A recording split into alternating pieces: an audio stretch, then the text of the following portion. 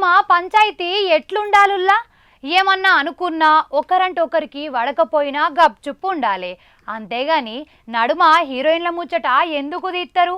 గిదేం లెక్క అని చెప్పి పాడి కౌశిక్ రెడ్డి గీ తీర్లాడుచుకున్నారుల్లా. పాడి కౌశిక్ రెడ్డి సారు ఉన్నతానం ఉండక లేందొక పంచాయతీ తెచ్చి పెట్టుకుంటున్నాడు. మళ్ళేం పంచాయతీ అంటారా? ముందుగల గీ బంగారు పలుకులు ఇన్నుండ్రి. రేవంత్ రెడ్డి గారు ప్రైవేట్ హ్యాకర్లు ఫోన్ హ్యాకర్లను పెట్టుకొని హీరోయిన్ల ఫోన్లు కూడా ట్యాపింగ్లు చేసి ఇలా మై హోమ్ భుజ అపార్ట్మెంట్కి రాత్రి 2 గంటలకు పోయి ఏ హీరోయిన్ దగ్గరికి నువ్వు పోతున్నావు అనేది మొత్తం అందరికి కూడా తెలుసు.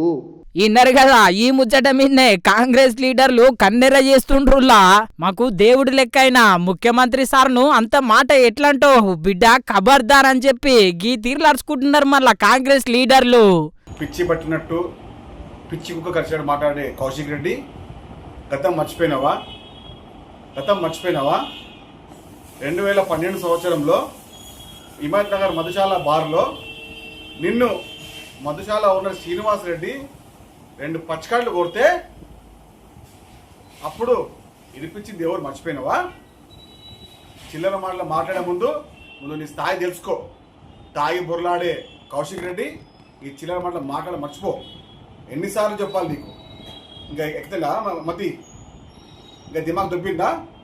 ఈ దగాకౌరు పనులు, ఈ దౌర్భాగ్య పనులు మర్చిపోయిగా. ముఖ్యమంత్రి స్థాయి అని ఇది మాట్లాడేది.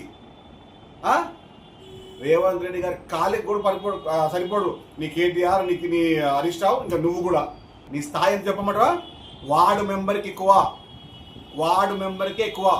ఇన్నారు కదా, ముఖ్యమంత్రి సార్ను ఒక మాట కూడా అననిస్తలేరు.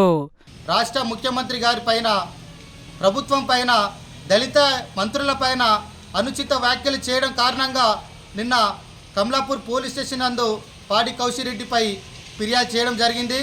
బిడ్డ పాడి కౌశిక్ రెడ్డి, ఇలాంటి ఒక తప్పుడు ఆరోపణలను విరమించుకోవాలి.